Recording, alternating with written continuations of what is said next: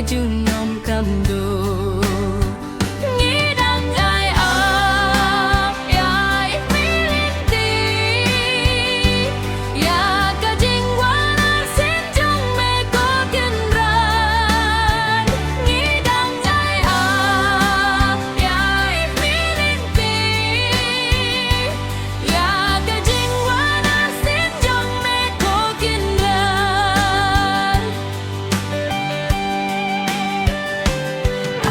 belay borba jong ngi min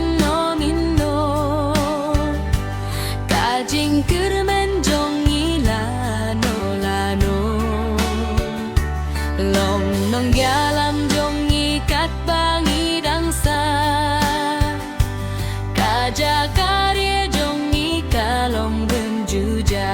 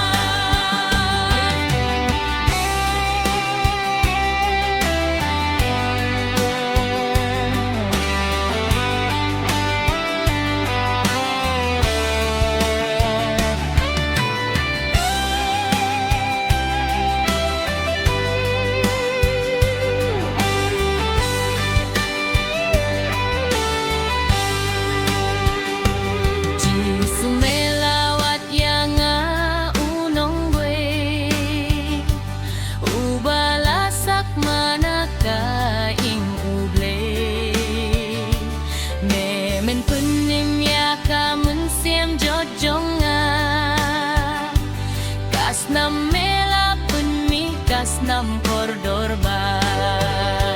nidang yai ap yai milinti ya kajing wanar senjong me kogenran nidang yai ap yai milinti ya kajing wanar senjong me teh bansak matray ngas do kata say truban phai na me ubangayet shin doh nut jong nga tray shimpens ken yaka